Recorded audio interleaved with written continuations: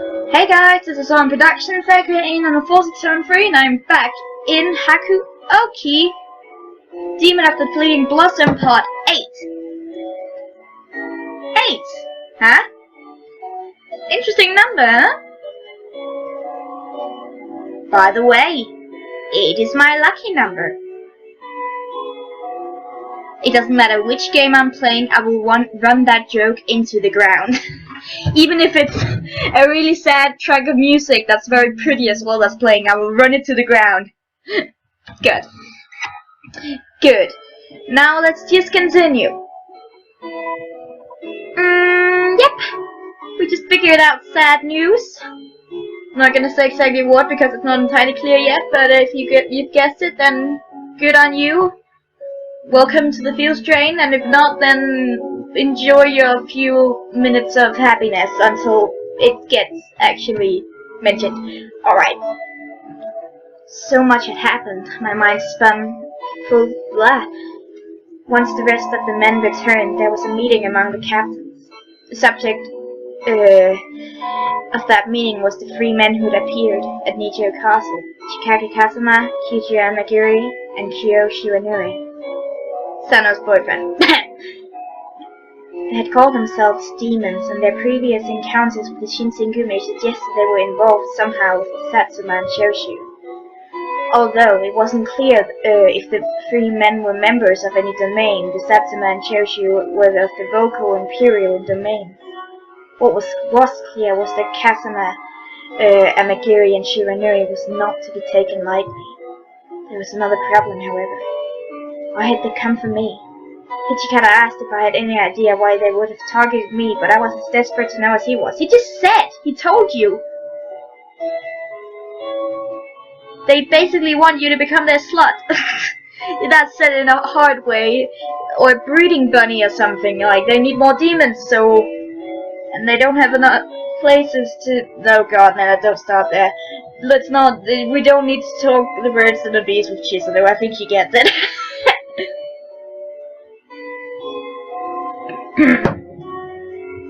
I think she's older than me. No, I think we're about the same age, like 17, 18, like something like that. 16, 17, 18, somewhere like that. 18 maybe. Hichikata, yeah, okay. They'd called me one of them, and they'd known my last name. Kazumata had pointed out my Kidachi, even though I didn't understand what he'd said. I couldn't bring myself to tell Hichikata and the captains. What if they didn't believe me? I didn't believe me. My name is Chisato Yukimura. I'm the daughter of my father and my mother. I'm a normal girl, nothing out of the ordinary. My only memento of my mother, my Kidachi, lay in my palm. I squeezed it tight. Who am I? And it's June. Okay.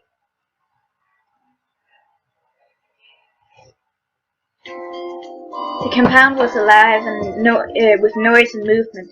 I passed several soldiers in the halls, each one of them excited about something. What was going on? This is unconceivable. Never in all my... Ito, is something wrong? Yes, I'd say everything is wrong.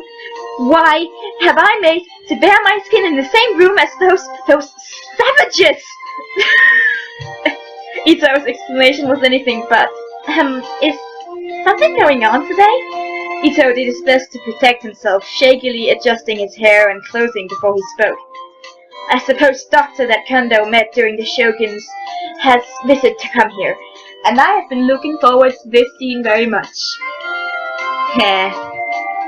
He's conducting physical examinations. With a disdainful sniff, he glared pointedly at the hall towards the area he'd just left. The men were getting physical checkups, that much I knew. Even in my particular situation, I've been exempted by the captains, who had also given me special instructions to stay away. That hairless monster, he demanded that I remove my clothes, in front of everyone.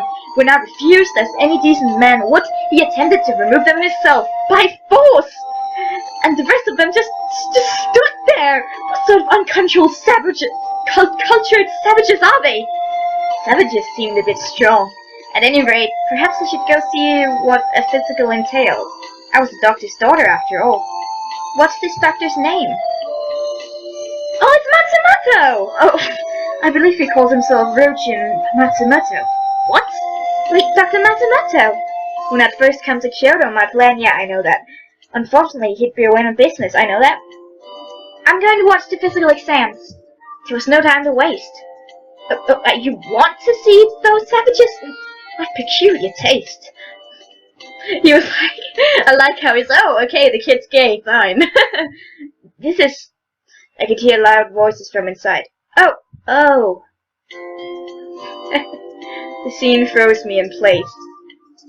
Alright, next. At last, my turn. Check this out, Doctor. What do you think? You're looking at the amazing product of years of training. Your body's fine.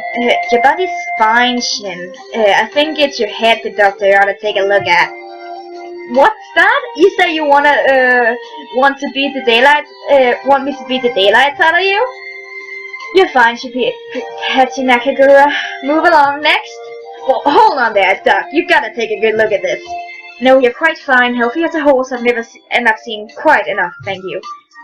You're holding up the line, Hachi. Get moving, all right? I'm just saying. I don't really think you've had the time to fully examine. A medical examination is for finding problems, not showing off. Now move. It wasn't exactly difficult to see why Ito had been so desperate to escape. I couldn't imagine him as part of such a display. You need to take better care of your digestive system. Here, take this after every meal. Looks like I'm out of medicine. I was waiting outside. Excuse me. Yeah? He looked at me for a moment, his eyes narrowed in curiosity. Well, I need to fetch some more medicine, so perhaps now is a good time for a break. Can you give me a hand? Oh, yes, of course. What luck.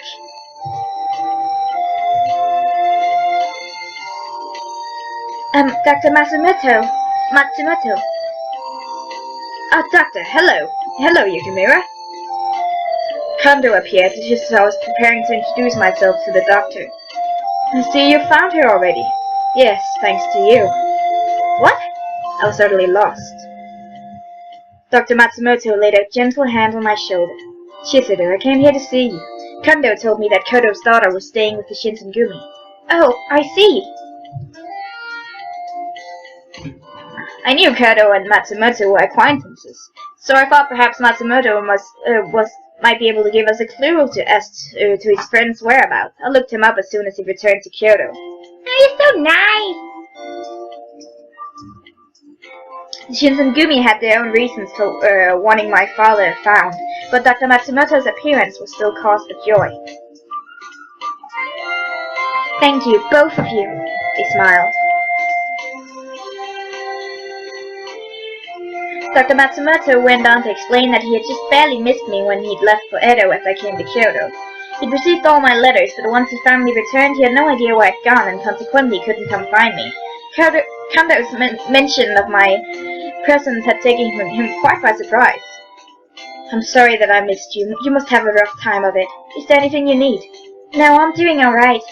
So, Dr. Matsumoto, about my father. His face looked grim, took on a grim cast, and before he even spoke I knew what his response would be.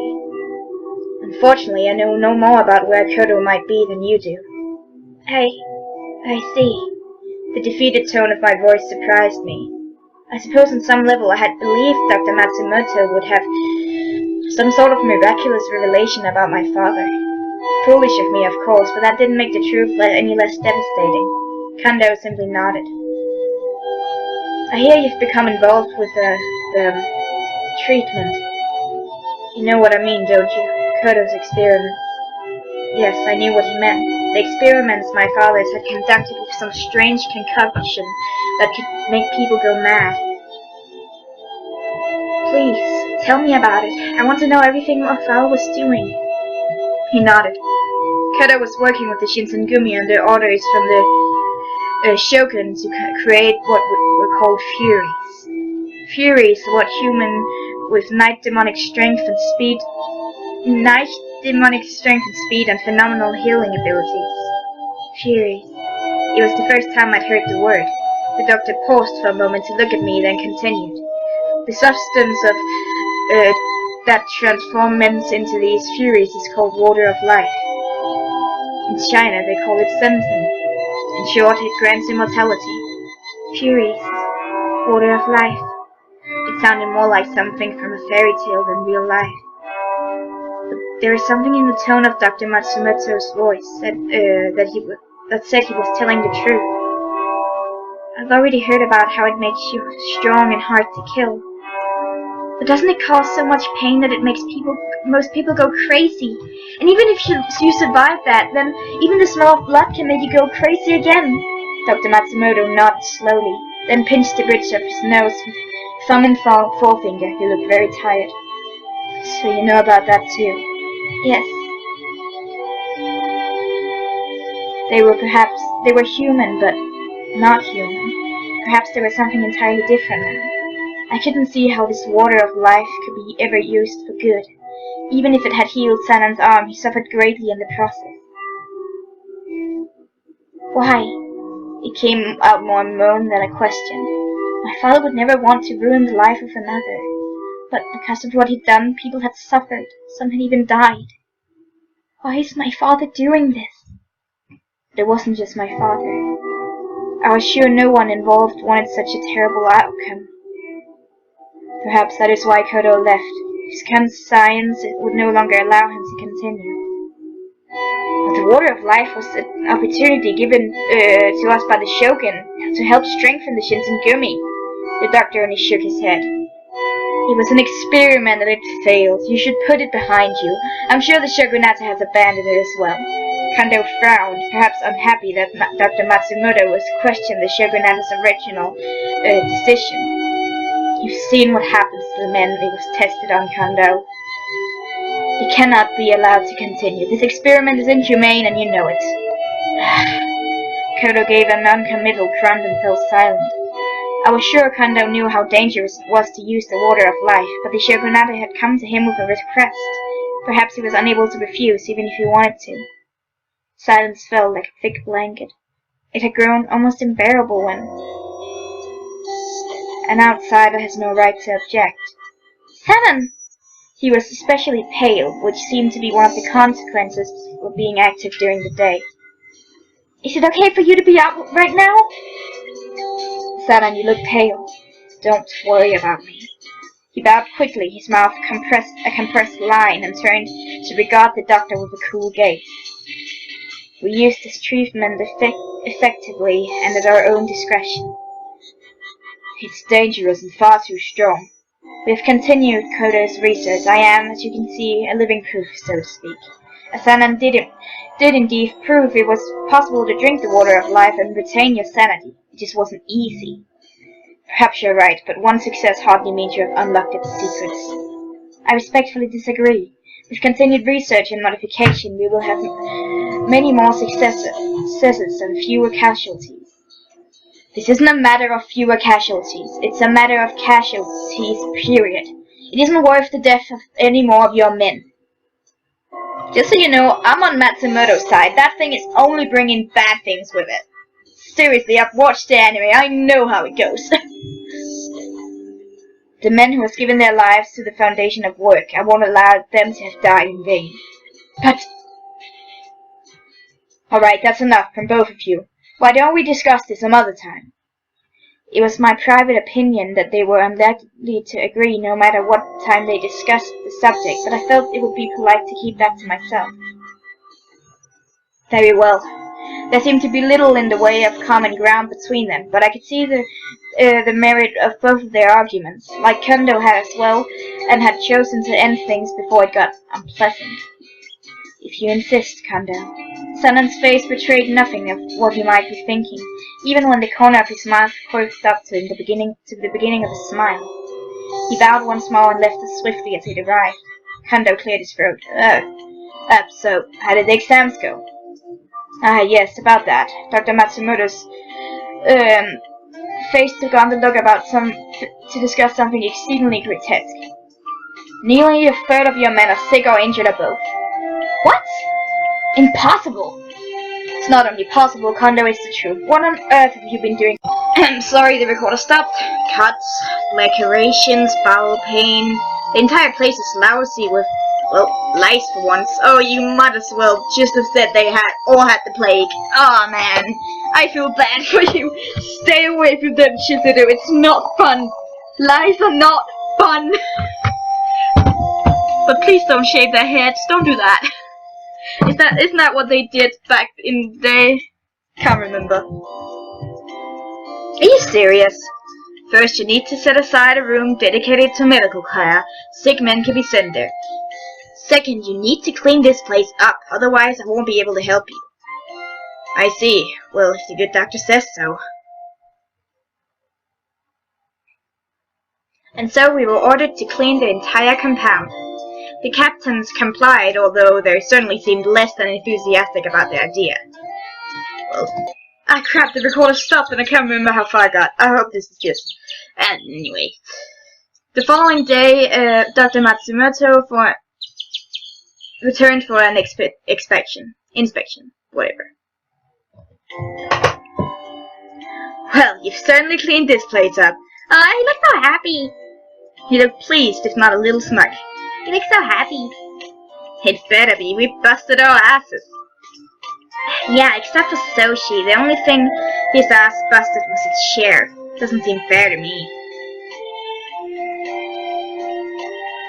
Can't blame me, Hijika, if Hijika doesn't know what protective old woman. Shut it. You can run around all you want as soon as you can go on a day without coughing up a lung. If Hijika had any actual concern for Okita's health, his face showed none of it. He's so concerned for him.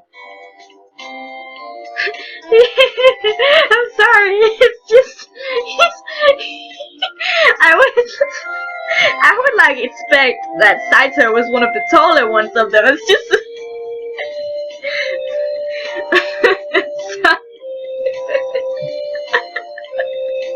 Okay, I'm back. I'm so sorry, Saito. It's like, I love you and everything. No matter which height you are, you could be like so incredibly small and I'll still love you, but I don't know why it's funny, I don't know. Nonetheless, a clean home is a nice change. True, this place does look different. I guess I could get used to this. Well, maybe we should clean every day then. Great idea, make sure you do a good job, Heisuke. Me? Whoa, hold on a minute here. You've got the most energy, Shin. Don't think you're getting out of this. I'll help too. Good. We'll give it a shot tomorrow, alright? Hey, wait a minute. When did I actually tell I was gonna help? Shinpachi, there's some trash over there. Go throw it away. We aren't starting until tomorrow, right, Heisuke? Stop running around like that. You've just cleaned and you're already kicking up dust. I was enjoying that banter so much that I didn't notice Okita quietly step outside. Oh. I could see Okita and Dr. Matsumoto outside, walking off somewhere together. Where could they be going, I wondered. I'm worried about Okita. What were Okita and Dr. Matsumoto doing? Was Okita going to talk to the doctor about his cough? He had been coughing an awful lot lately, now that I thought about it. Was he alright? I decided to follow them. Huh? Unfortunately, I'd waited too long by the time by the time I made my way outside, they were gone. Shimada, have you seen Okita and the doctor? Yeah, I think I saw them on their way to the courtyard. Thank you. Don't mention it, just slow down before you hurt yourself, alright? Yes. I bowed quickly and turned towards the courtyard, then paused. The courtyard? I should go around the back and reach the courtyard before they did. I don't know. I'm guessing this is a choice. First there was a choice whether or not we should see Okita, and now it's a choice whether or not we get on his good route or not. And luckily, I'm gonna try to catch up first. I figured best course of action was to follow them. I hope I could catch up. and there they were, just like Shimada had said. Okay, I could see Okita and the doctor sitting on a bench talking. Their expressions were grim, so I kept my distance and hid as best I could. Eavesdropping was not something I was proud of, but I had a terrible feeling about Okita. I'll be honest with you, Okita. You have tuberculosis. Just for a second, my heart stopped. A shiver ran down my spine and I suddenly felt very, very cold. Had he just said... Had a feeling now, was it? The real thing, huh? The famous disease. Okita has... You aren't surprised. Well, it's my body, Doc. Okita has tuberculosis? It was all I could do from screaming. My whole body shook. Gotta tell you though, I'm not really used to getting my health advice from doctors, you know. This isn't a laughing matter. Oh, don't let this fool you. I'm scared shitless, believe me. I suggest you leave the Shinsengumi and recuperate. The sideways smile didn't leave Okita's face. You need to relax and take it easy. Go somewhere where the air is cleaner. Eat healthy and keep up your energy. Sorry, no can do. Look, this is serious if you don't deal with this. You're asking me to leave the Shinsengumi, Doc. I can't do that. Why are you so desperate to stay here? My life's only got one person, and when I might die, doesn't change that. I'm here to kill anyone who stands against the Shinsengumi, simple as that. If I die, I can't fulfill that purpose, sure, but sitting on my ass out in the country isn't gonna fulfill it either. You get it? If I'm gonna die, then there's a reason for me to stay, not a reason for me to go. I understand. If your condition worsens, you may end up causing trouble for your friends. You understand that, don't you? If you insist on staying, then you must agree to do all I tell you. If you want, then I'll tell Kondo about your condition. I think we both know what he'll do. Low blow, Doc. Man, this means I'm gonna have to take some really disgusting medicine, doesn't it? Of course. If Okita was really going to die. His words lay heavy on my heart. Oh. My chest was tight and breathing had become an effort. I leaned heavy against the nearby support and struggled to hear the rest of their conversation. Matsumoto had gone quiet, his eyes looking off into the distance. Okita grinned and nudged him. Look, Doc, please don't tell Kondo and the guys about this, okay? Promise? His tone was casual as ever, but there was something more there. Desperation, fear, concern. Dr. Matsumoto seemed to hear it too. He blinked suddenly and turned his eyes to focus on Okita. Well, I suppose there are certain things that not everybody needs to know. He was quiet for a long time. At last he sighed and his shoulders slumped. There's something I've always been keeping secret. I just can't bring myself to tell her. He looked at the sky for a moment. There's a rumor that Kodo is working for a group of extremists. Some of the Imperial Nationalist running. How could I tell her that? The news of Okita's illness had me scattered, that I almost cried out at this new piece of intelligence. I clasped my hand over my mouth. My father working with the Nationalists. Then Dr. Matsumoto did know something about where my father was. Well, sometimes you get the bear. And sometimes the bear gets you. Yes, I know. Well, I'll be around more in the future to come and check on you. Make sure you don't push yourself too hard, alright? Thanks, Doc. I was lost in thought for a few moments, and then when I finally looked up, Matsumoto had already left. Okita had tuberculosis. Father was working with the men who wanted to overthrow the shogunate. My head is spinning. It's too much to take in. Okita still sat on the bench, alone, gazing out in the courtyard. Chisada. My heart nearly stopped. His voice sounded no different from it had when we passed one another in the hall any other day, as if there was no particular reason for him or me to be here. My heart had resumed beating, but was now working so hard and fast that I was afraid it might burst out of my chest. Come on, Chisada, you can come out now. He turned and looked straight at me, his mouth twisted up in a self-satisfied smile. He'd known I was there the whole time. Well, there wasn't much point in hiding now. I took a deep breath and stepped towards him. "Alright, calm down, sit over here." He gave me a grin and patted the bench next to him. I couldn't bear to look into his eyes. "Alright." My eyes trained purposefully on the ground at my feet, and I slowly lowered myself onto the bench. Silence was maddening. My head felt somehow light and heavy at the same time, as if it might sink into my stomach or float away like a balloon. You didn't buy all that crap the doctor was saying, did you? Come on, do I really look like I'm sick? His words was playful and teasing. I don't want you to take this seriously, alright? He was just guessing, overreacting. Dr. Matsumoto hadn't sounded like he was guessing to me. In fact, he sounded pretty sure of himself. Then again, who would know what was going on with Okita better than Okita himself? He wouldn't tell anyone about something that was just a guess, right? There was an edge to his voice that perhaps he didn't notice was there. If you tell anybody, I'll have to kill you after all.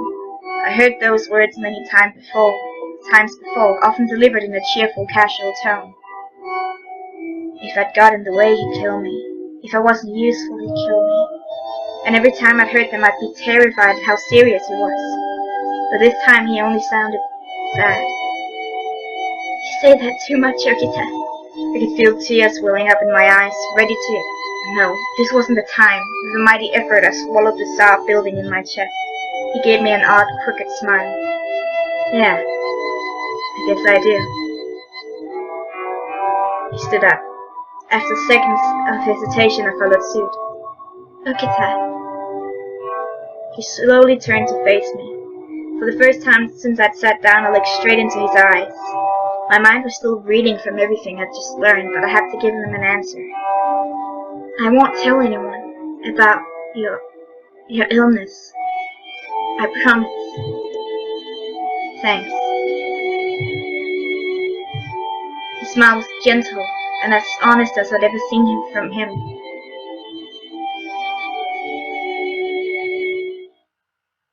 Damn! I'm sorry, I just slammed my fist into the table. I knew this was coming. Oh my god, it's so sad. That's the beginning of everything. This is the beginning of everything. Okita, you just started at avalanche. And it's just gonna keep going and going and going until everything's covered in snow and everyone's dead. Or maybe not. Maybe I'm overreacting a little bit.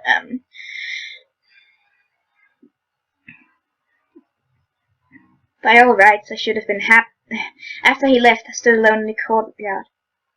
It was the first time Okita had thanked me for anything. By all rights, I should have been happy, ecstatic, but instead I felt miserable. My heart was a stone in my chest, and my stomach felt as if it had twisted itself nearly in half. Okita. A stray breeze crossed the courtyard to caress my cheek. It felt cold. From then on, Matsumoto visited the compound regularly to check up on the men of the Shinsengumi. Corps was renamed the Fury Corps, but remained secret. Still, I couldn't help but wonder, was it really alright to continue to research for creation of Furies? It wasn't long before I began to wish I'd never heard the water of life or Furies. And then it's October. It's been a long time.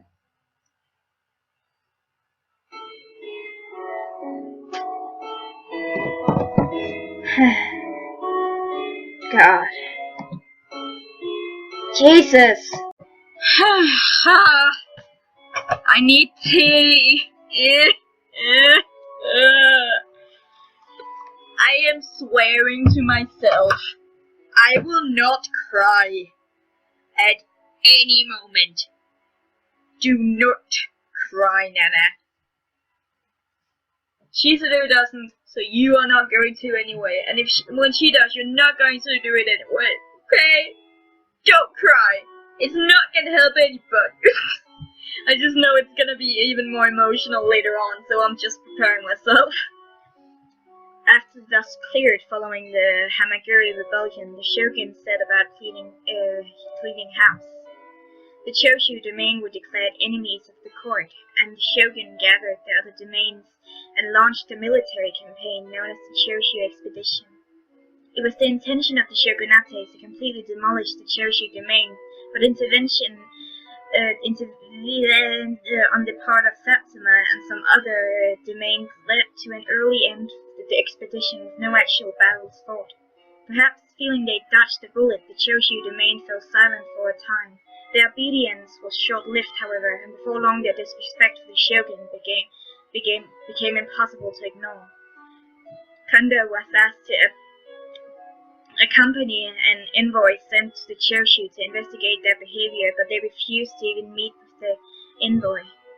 Fed up with their insubordination, the shogunate ordered the second Choshu expedition.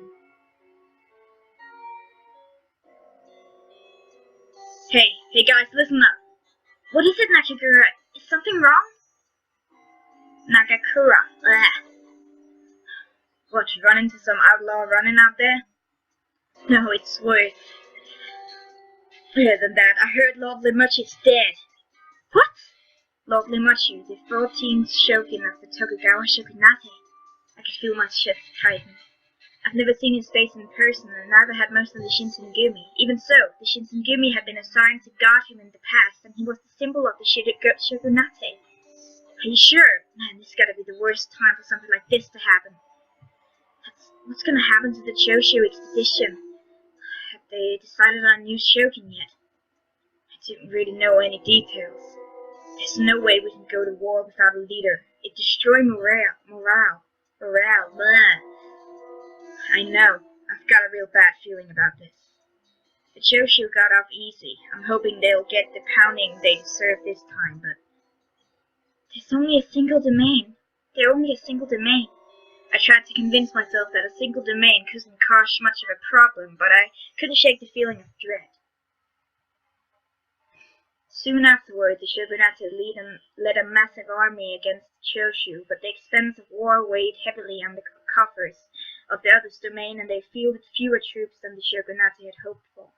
The death of Limuchi was another big blow to the army morale, and some domains withdrew from the war entirely. So it was the second Choshu expedition ended in a shocking defeat for the shogunate army. That was the moment when the shogunate government, stable for 260 years, began to waver. That's not good. Or good, whatever you think. It sure has been hot lately. I swept my hand across my face, wiping away several beads of sweat. Kyoto was a nice city, but I could have certainly done without the humid heat. Indeed. Beneath his usual calm there was a hint of alertness and carefully restrained violence, and for good reason. The Choshu had been declared enemies of the court after the Hamakuri rebellion and driven out of Kyoto, but some feared remnants of their forces remained behind in hiding. Now more than ever, Saito and the rest of the Shinsengumi had to be alert and focused when on patrol. I'll begin with this store. Wait here, there's nothing for you to do inside. Alright. He gave me a short nod in confirmation and stepped into the shop with his men. I'm from Shinsengumi. I've come to inspect your store. Yes, sir, of course. I've been waiting for Saito for his division for a few minutes when I noticed a commotion nearby. Hey, out of the way. You got a couple of patrons coming through here. A number of rather unpleasant-looking ronin were making their way in my general direction, yelling and threatening, generally intimidating anyone unfortunate enough to cross their path. Patrons? Hardly. Perhaps they considered themselves loyal to the imperial court, but they looked like the sort who'd used to support patriotism as an excuse to steal and kill. These were the sort of men whom the Shinsengumi was charged with subduing. Hey, you deaf! I told you to move! The Ronin tossed a poorly aimed kick at a child playing in the street. Stop! I barely taking a simple step towards them one. Desist, you hooligans! I didn't see where she'd come from, but a girl had run out to place herself between the Ronin and the child. What's this? You think you can tell us what to do, lady? Ha! Some of the broad wants to pick up a fight with us. Patriots loyal to the Emperor. The man, obviously short fuse had been led. He made a grab for the girl and missed. I suspected his next attack wouldn't be so inaccurate. I couldn't let that happen. Who are you? Do you know this broad? No, I don't. Then how about you keep your damn nose out of my goddamn business? Flakes of spit flew from his mouth as he roared at me, and my legs suddenly felt somewhat weaker than they had a moment before. But I was committed, I couldn't run now. If you truly love your country, as you say, then why do you abuse women and children? A samurai should protect the common people, not attack them. What did you say? That's right. You tell him, son. How'd you like that, you damn Ronin? Patriot, my ass! Get out of my city! Something about my speech seemed to have struck a chord with the crowd that had begun to gather. With the cheers, my legs started to regain some of their usual steadiness. You son of a bitch! With the rough hiss of metal the running sword leapt from its scabbard, I suddenly discovered I had difficulty swallowing. I could try to dodge, but if I did, he might hit the girl. My actions had intended to protect. Not that that was an option. No, that wasn't an option. I shut my eyes. Carefully, slowly, I opened my eyes. You needn't worry, I used the back of my sword. Saito! You! Take them to the headquarters. They may be chosen. Yes, sir. Working quickly, Saito's men set to work finding the run-in for transport. Saito's cold eyes fell on me. That was reckless. Why didn't you call me? I'm sorry, I wasn't thinking. The gentleman is right. You were dreadfully reckless. I had the situation quite well in hand. A scolding from Saito was expected, but I hadn't thought about my erstwhile damsel in distress would contribute. I'm sorry I made you worry. I gave her a short, slightly confused bow, to which she blinked and suddenly remembered something very important. Oh, but you did save me, didn't you now? And I haven't yet thanked you. How crude of me. Thank you. I must say you're awfully courageous. Most people wouldn't dare confront a Ronin so. Courageous, oh God. No, I didn't. I mean, Saito and his men saved me. I really didn't do anything. She raised a dainty hand to her mouth in a poor attempt to stifle a giggle. You needn't be so modest. I suggest I suspect that our meeting here is fate. Young ladies must watch out for one another in here in the city. Saito glanced from her to me, an expression flickered across his face I couldn't quite place. You can't expect to fool everyone. There's no need to worry about it. Oh dear, was that supposed to be a secret? Perhaps I shouldn't have mentioned it. Well, wasn't entirely sure how to respond. How does a person to respond to that sort of question?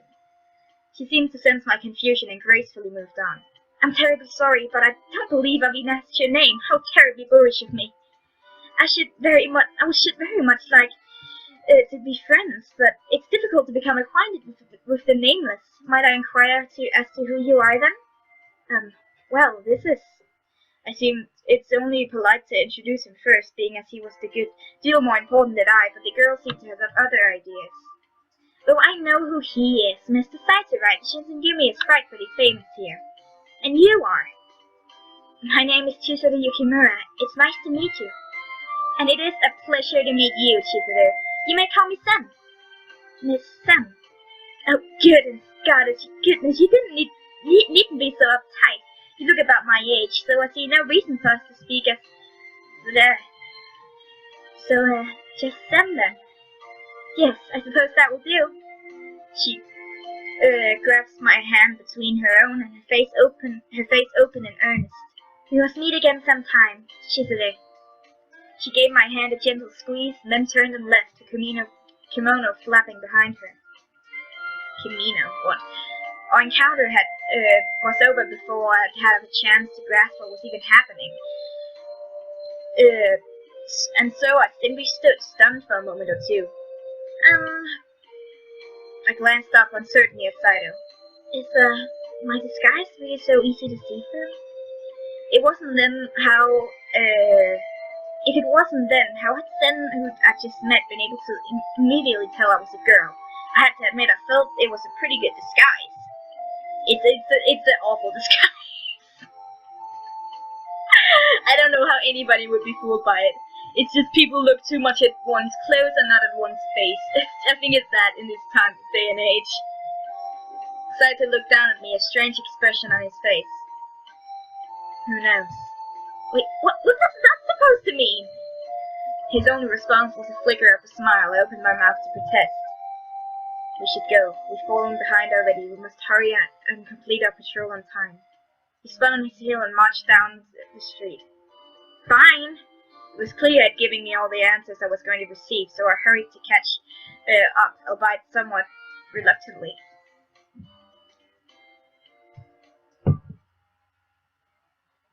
It felt like summer. Each day was hotter than the last. On this particularly sweltering day, I was bringing some tea to Kando, who was relaxing on the veranda. "Here's your tea, sir." "Oh, thank you." He had been in deep thought, arms crossed and face stern. Things had been bad since Lord Lemuchi's death. Kando especially was having a difficult time of it. Perhaps it was best if I simply left him alone. I turned and began to walk away when he spoke. "Matsumoto is examining Soshi right now." "Did you know about Okita's illness?" "What did he say?" "He hasn't said anything yet. I hope it's nothing serious. If something happens to Soshi, I don't know how I'd be able to face her." "Her?" "Yes." Lines formed across his forehead and his frown deepened. "When we left for Kyoto, Mitsu, his older sister, asked to look out for him." "Okita has a sister? Oh my god, why did I never know this? Like, they cut so much out in the anime, god damn it!" "Of course they did, it's because we're on Okita's route now, I hope, at least." If I made her mad, well, I shuddered to think what might happen to me. The very thought is terrifying. I want to see her sister. Like, her sister was... I'm gonna bet her sister's the most badass girl ever. What would she do here? It wasn't exactly the sort of thing I thought I'd ever heard from Kando of all people. As his description of her behavior became more and more extravagant, I thought... Exaggerated. Yeah, I found myself laughing. Hey, this isn't a laughing matter. I'd rather fight off 10 running and then try to argue with her. She's quite something. That makes 2 of us. Hichikata! I hope everything will turn out alright, but if something should have happened to Soshi, then I would like you to be the one to tell me, Tsutoshi. Like hell I will. That kind of crap is what we have a chief for, Chief. Easy for you to say. Kando's behavior had been strange enough, but Hichikata too? Just what sort of person was Okita's sister? I know she's an awesome person. Alright, did you hear about the notice board on the Sanjo Sashi Bridge? The board he was talking about had been set up by the shogunate to officially publicly